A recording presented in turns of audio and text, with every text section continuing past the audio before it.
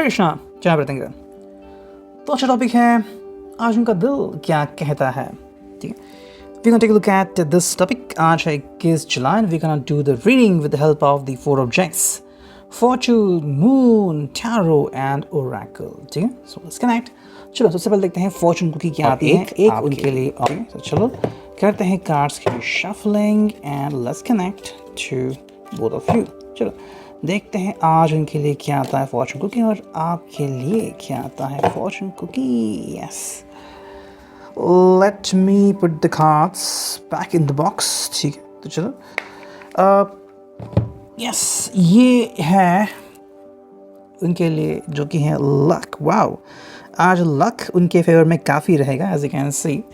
देखो लक की ऐसी भूमिका है कि कहीं ना कहीं ये जो पर्सन है ये लक के ऊपर ज़्यादा विश्वास करेगा, फिर उसका जो लक है वो कहीं ना कहीं पे चमक सकता है। ठीक है, और देखो लक अगर उनको आपकी तरफ खींचता है तो और भी अच्छी बात होती है। यू नो, समवेयर आपको ये बिलीव करना है कि भाई ये पर्सन जो है वो शायद ऐसी चीज़ों के ऊपर ज़्यादा बिलीव करता है, लाइक लक हो गया या फिर कोई एमुलेट हो गया, ठीक है, कोई चार्म हो गया, तो ऐसी चीज़ों के ऊपर वो बिलीव करते हैं।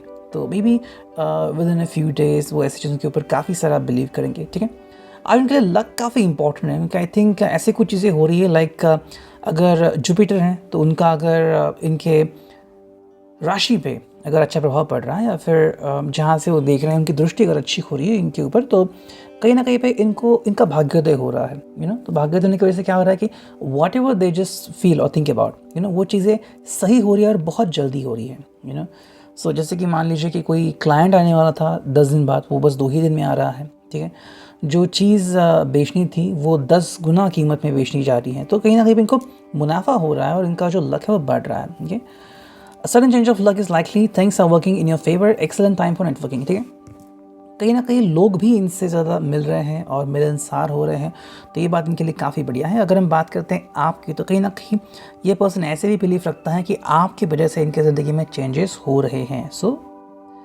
Take the belief right away और इस बात को गौर कीजिएगा। ठीक है, let's now connect to this cookie और ये कुकी कहती हैं difficult times. Be on your guard against chaos as unforeseen perils or emotional upheaval are foretold. ठीक है, देखो यहाँ पे जो लिखा है एज पर दैट कहीं ना कहीं पे आज आपको डिफ़िकल्ट टाइम से सफ़र करना पड़ सकता है। ठीक है, देखो कहीं ना कहीं आपका जो पर्सन है वो तो लक की तरफ भाग रहा है। ओके, उनकी तरफ लक आ रहा है, उनकी ज़िंदगी काफ़ी अच्छी हो रही है। वही दूसरी तरफ अगर हम देखते हैं तो ये जो एक्चुअली साइन है ट्विन फ्लेम का। ठीक है, दो जो लोग होते हैं वो हमेशा साइन वेव में रहते हैं। यू नो, जैसे कि नंबर 8 होता है उस तरह से साइन वेव होती हैं कि बैलेंस बनाए रख रहा है, यीन और यांग। यू नो, तो यहाँ पे वो बैलेंस बनाए रखने के लिए आई थिंक ऐसा कुछ हो रहा है।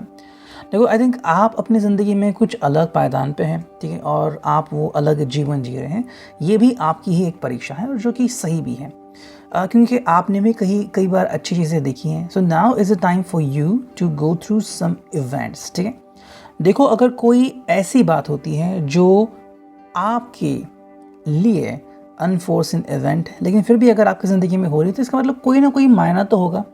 कहीं ना कहीं कोई ऐसी बात थी जो आपकी तरफ आनी ही वाली थी, सो शायद वो आ रही है। You know, so this not gonna be a very difficult thing about it.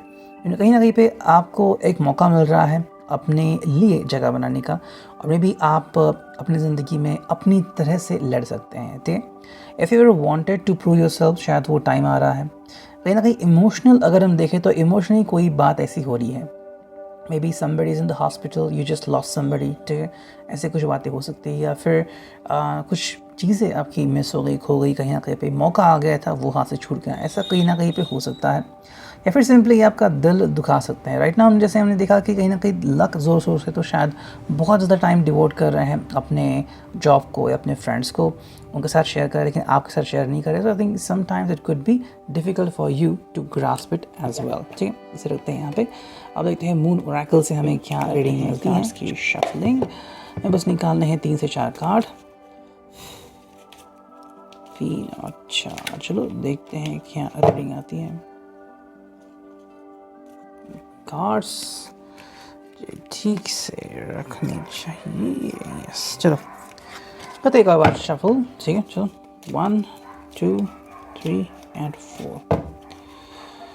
1 2 3 and ये आ गया 4। ठीक है, तो 4 कार्ड आ चुके हैं। अब देखते हैं कि भाई रीडिंग क्या आती है as per the moon magic. Yes, come on, let's connect. ठीक है, देखते हैं मून मैजिक से हमें क्या इन्फॉर्मेशन मिलती है। सबसे पहला जो है वो है ये, yes, surrendering and summoning the moon magic. ठीक है, ये कहीं ना कहीं कार्ड आ रहा है। इसका सिंपल मीनिंग है gratefully I surrender my struggle. ठीक है, ये बात यहाँ पे आ रही है। So here is gratefully I surrender my struggle. So somewhere यहाँ पे ये बात आपके लिए भी हो सकती है। So it's all about I surrender my struggle means universe से आपको बात करने की ज़रूरत है। कहीं ना कहीं पे आपको अपनी बात कन्वे करने की ज़रूरत है विद कन्विक्शन। ठीक है, कई बार हम बस मन में सोचते रहते हैं लेकिन हमारी बात सामने वाले तक नहीं पहुंचा पाते। ठीक है, हमें लगता है कि शायद उनको हमारी फ़िक्र नहीं है या फिर रियली कि ये अभी सही समय नहीं है या फिर क्या वो हमें समझेंगे, यू नो। तो कहीं ना कहीं जो मन में स्ट्रगल होता है कि तब तो मैंने उनका साथ दिया जब डिफ़िकल्ट टाइम था और आज जब सही समय चल रहा है तो वो मुझसे बात नहीं कर रहे, फिर मुझे याद नहीं कर रहे। ठीक है, अब ऐसे में तकलीफ़ होती है। तो somewhere it's very important for you to understand कि कई बार हम अपनी तरफ से कोशिश कर सकते हैं लेकिन वो कोशिश रंग कब लाएगी ये हम नहीं कह सकते। अब इसके लिए सबसे बड़ी बात होती है वो है अपने दिल को शांत करना। ठीक है, सबसे ज़्यादा तकलीफ़ तब होती है जब जिससे हम प्यार करते थे या प्यार करते हैं वो जब हमारी फ़िक्र नहीं करता या फिर गलत लोगों के बारे में सोचता है तो हमें बहुत तकलीफ़ होती है, यू नो। तो बस बात इतनी सी है कि देखो सामने वाले को तो हम बदल नहीं सकते और बदलने से रहें। ठीक है, तो सेकंड जो बात होती है जो हमारे लिए बहुत इंपॉर्टेंट होती है कि हमें खुद को बदलना है। ठीक है, अगर आपका दिल जल रहा है या फिर अगर आप डिफ़िकल्टी फ़ील कर रहे हो तो आपको पहले अपने दिल को शांत करना है। जैसे आपका दिल शांत हो जाएगा तो आपकी डिफ़िकल्टी दूर हो जाएगी। ठीक है, नेक्स्ट कार्ड यहाँ पे आ चुका है वो है ये, as you can see, yes, it's goddess card. ठीक है, बहुत ही वंडरफुल कार्ड है गॉडेस का। एंड ये है I am connected to the earth and all life around me. ठीक है, आपको पूरी शिद्दत से यूनिवर्स से कनेक्ट होने की ज़रूरत है। ठीक है, I am connected to the earth and all life around me. देखो अर्थ से कनेक्ट होने का मतलब क्या है, बीइंग अर्थ साइन। ठीक है, वर्गो, टॉरस, कैप्रिकॉर्न हो सकते हैं या फिर हम बात करते हैं कि being to the connected to the earth sign का मतलब है कि ईगोइस्टिक ना होना। ठीक है, अपने ईगो को कंट्रोल करना और अपने ईगो को बढ़ावा मत देना। अगर आप ऐसे करते हैं तो काफ़ी आसानी से आप ज़िंदगी में आगे बढ़ सकते हैं। कई बार हम बस हमारे ईगो को ही हम हवा देते रहते हैं और फिर ईगो बढ़ता रहता है और जब वो ईगो टूटता है तो बहुत तकलीफ़ होती है। अगर ऐसी तकलीफ आपके लवर को होने वाली है तो शायद हो सकती है कि वो शायद अपने ईगो को कुछ ज़्यादा ही भाव दे रहे हैं, you know. So it's very important for you to understand कि भाई ईगो जो है वो सेटिस्फाई हर वक्त नहीं करना चाहिए। थर्ड जो कार्ड है यहाँ पे, एज यू कैन सी, बहुत ही क्लियर डिपिक्शन है। शायद आप कुछ ढूंढ रहे हैं, वो पर्सन कुछ ढूंढ रहा है। ठीक है, life is conspiring for me. ठीक है, लास्ट क्वार्टर वन, अब ये दोनों के लिए हो सकता है या तो आपके लिए या फिर उनके लिए, यू नो। किस तरह से कहीं ना कहीं पे देखो लाइफ कंस्पायरिंग फॉर मी का मतलब है कि या तो वो आगे बढ़ रहे हैं और फिर उन्हें लग रहा है कि शायद कुछ बातें छूट रही है, फिर जैसे उन्हें लगा था कि सक्सेस मिलने के बाद ये होगा वो होगा तो वो नहीं हो रहा, यू नो। आपको पता है सत्या मूवी का वो शॉट, मनोज बाजपेयी कहता है मुंबई का डॉन कौन वगैरह और फिर वो कहता है म्हात्रे और फिर उसे गोली मार देते हैं, यू नो। सो कहीं ना कहीं पे वो किसके लिए काम कर रहा था, क्यों काम कर रहा था और उसका अंजाम क्या होता है, यू नो। सो फिर उसको पता चलता है कि भाई life is conspiring for me. Similarly कहीं ना कहीं आपको लग रहा है कि या तो आपने उनकी बहुत हेल्प की है फिर किसी दोस्त की बहुत हेल्प की है और अभी जो आपका दोस्त है वो आपको बिल्कुल भी ध्यान नहीं दे रहा है। और ऐसा कई बार होता है ज़िंदगी में, यू नो, लोग जो है सेल्फिश बनते हैं। ठीक है, वैसे ही अगर आपको लग रहा है कि ये पर्सन भी अगर सेल्फिश बन चुका है so you can't do anything about it. And जो फाइनल कार्ड है वो है I see the gateway is open and the pathway is clear, my journey begins. ठीक है, कहीं ना कहीं आई थिंक ये आपके लिए बहुत ज़्यादा है। ठीक है, आप में से कोई अगर बहुत ज़्यादा वेट कर रहे हैं किसी का, जो पर्सन आने वाला नहीं है या फिर उसने खुद ही आने की राह नहीं छोड़ी है, so what are you going to do about it, you know. कोई चांस नहीं मिलता यहाँ पे।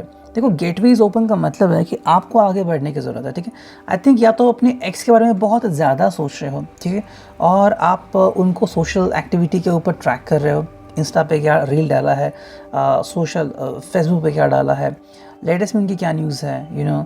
सो what are the thing is, देखो ये उनकी अपनी पर्सनल ज़िंदगी है। ठीक है, कभी आप दोनों की कमिटेड शायद लाइफ थी लेकिन आज अगर नहीं है तो आपको आगे बढ़ने की ज़रूरत है। और सेकंड थिंग, अगर वो सच में बिज़ी है अपने ज़िंदगी में तो आपको ज़्यादा तकलीफ़ होने की ज़रूरत नहीं है ना। कभी ना कभी तो ये जो फेज़ है वो चली जाएगी, है ना। हम लोग कहते हैं कि क्या तू टाटा अंबानी है क्या, सो इसकी तरह से है। ये पर्सन शायद बहुत बिज़ी सोच रहा है खुद के लिए, लेकिन कभी ना कभी तो अकल ठिकाने पे आएगी and the person will come back to you again. ठीक है, तो ये था रिगार्डिंग द मून ओरेकल। और देखते हैं हमें टैरो से क्या कार्ड्स मिलते हैं। कम on, let's connect the tarot, let's shuffle the cards. चलो मैं बस 4 बार शफल कर रहे हैं। अब देखते हैं रीडिंग क्या आती है। 1 2 3 एंड 4। ठीक है, तो चलो 4 कार्ड यहाँ पे आ चुके हैं। अब देखते हैं रीडिंग क्या आती है। Straight to straight, reverse to reverse हम कार्ड लेंगे। यस, 3 स्ट्रेट है और 1 रिवर्स। ठीक है, 3 ऑफ वॉन्ड्स जो है वो रिवर्स कार्ड आ गया है। I hope you could see the card. देखो ये कार्ड एक्चुअली ऐसा है, you know, it's like a patiently wait करना। ठीक है, पेशेंटली वेट करने का एक कार्ड है। और अगर हम इस कार्ड को रिवर्स करते हैं तो इसका सिंपल मीनिंग है कि वेटिंग पीरियड जो है ओवर हो गया है। ठीक है, कहीं ना कहीं आप दोनों के लिए भी हो सकता है। शायद जब उन्होंने कम बैक करने की कोशिश की थी आपने मना कर दिया था, और जब आप कम बैक करना चाहते हो वो मना कर रहे हैं। कहीं ना कहीं पर आई थिंक ये दोनों तरफ हो सकता है, 2 वे। सेकेंडली है कि अभी जो समय है वो शायद आप दोनों को अपने ज़िंदगी में देखने की ज़रूरत है। ठीक है, लाइक टू सी योरसेल्फ, आप अपना खुद का पर्सनल असली चेहरा देखना। ठीक है, आईने में कई बार हम वो चीज़ देखते हैं जो हम देखना चाहते हैं। Like you just applied the lipstick या फिर applied you know got a new dress, और आपने आईने में देखा तो आपको एक नया चेहरा दिखेगा। ठीक है, और हर कोई आईने में स्माइल करता ही है, लेकिन असली चेहरा खुद को देखना खुद की नज़र से, तब पता चलता है कि क्या है। तो आई थिंक आपको ज़्यादा इनर वर्क करने की ज़रूरत है, ज़्यादा खुद के ऊपर वर्क करने की ज़रूरत है। ठीक है, sometimes give time to yourself कि आप अपनी ज़िंदगी में एक्चुअली क्या करना चाहते थे। ठीक है, क्या आपने अपने प्यार के लिए अपने गोल्स को साइड में रखा था। ठीक है, अगर आप अपने गोल को साइड रख चुके हैं तो क्या उसका बेनिफिट आपको मिल रहा है या फिर तकलीफ़ हो रही है।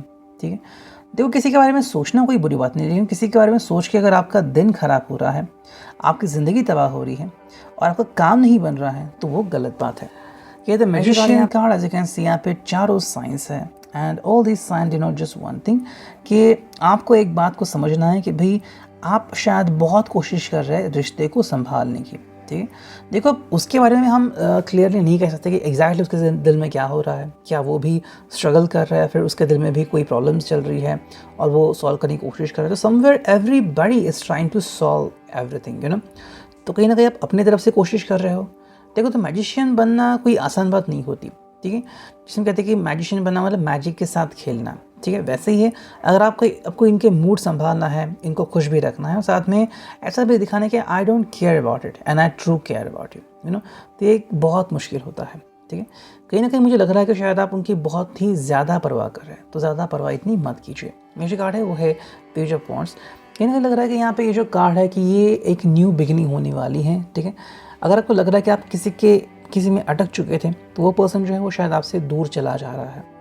ओके, अगर आपका पास था, थर्ड पार्टी था, थर्ड पर्सन जो कि आपसे खफा था और में भी आपसे दूर जाने की उसने कोशिश की, तो यस, ये कोशिश रंग ला रही है। यू नो, आई थिंक वो अपने जहन में ही जी रहा है और जैसा वो चाहता है वैसे ही लोगों के साथ कनेक्ट होने की कोशिश कर रहा है। अगर इस कार्ड है वो है 8 ऑफ कप्स। देखो सिंपल मीनिंग यहाँ पे आ रही है। 8 ऑफ कप्स का मतलब है कि चॉइस जो है वो बहुत ही गलत हो गई है। ठीक है, और इस पर्सन को एंड में नुकसान झेलना ही पड़ेगा।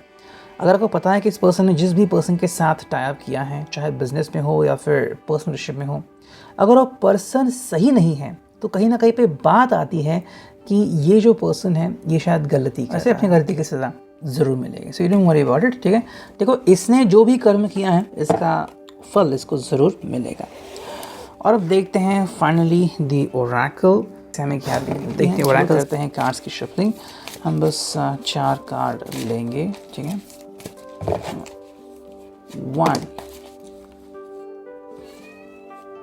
2 3, बस एक ही कार्ड चाहिए जो कि है ये 4। ठीक है, तो चलो 4 कार्ड आ चुके हैं। अब देखते हैं कि रीडिंग क्या आती है इसकी।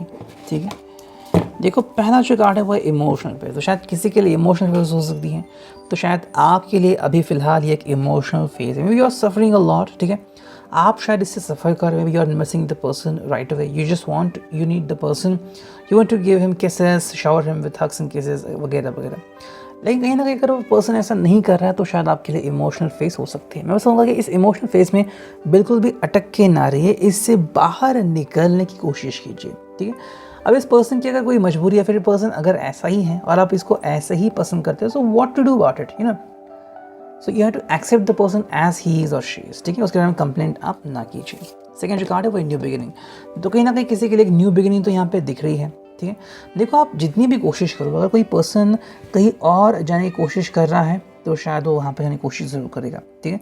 साथ में आपके रिश्ते में शायद एक नया बदलाव होने की कोशिश चल रही है, लेकिन आप किसी भी तरीके से उस बदलाव को होने से रोक रहे हो, ठीक है। तो वो शायद आपके लिए नुकसानदेह हो सकता है। थर्ड जो कार्ड है यहाँ पे वो है बिट्रायंगर। गुस्सा तो आ रहा है, दोनों को भी शायद आ रहा है, ओके। उनको ज़्यादा तकलीफ मत दीजिए, लेकिन आपको भी अगर गुस्सा आ रहा है, so there is only one solution, get away from this kind of thing, ठीक है। अगर आप उनसे बात ना कर रहे हैं तो कुछ दिन के लिए उनसे बात ना करें, ठीक है। उस पर्सन की अकल अपने आप ठिकाने पे आ जाएगी। एंड अगर आपको लग रहा है कि भाई उस पर्सन के बारे में सोच के आपको बहुत तकलीफ हो रही है, तो क्या ये रिश्ता सुलझा हुआ है? एंड जो फोर्थ कार्ड है वो है पर्सपेक्टिव। कहीं ना कहीं मुझे लग रहा है कि आपको इनका पर्सपेक्टिव फील होने वाला है, यू नो, एग्जैक्टली पर्सन क्या है, कैसे सोचता है। मतलब देखो, पहली बार जब आप मिले थे शायद आपने उसके बारे में कुछ अलग सोचा था, अब जब आप उनके बारे में सोचते तो आपको लग रहा है कि भाई ये तो बहुत अलग है। तो दोनों चीज़ों में बहुत फ़र्क है, पहला जो था और अब जो है वो पर्सपेक्टिव टोटली अलग है। तो आपको बस इस पर्सपेक्टिव को जानना है, और जब ये जानोगे तो ही आप अच्छे तरीके से आगे बढ़ सकते हैं। तो reading, I hope it will resonate. Thank you, signing off, main tarot.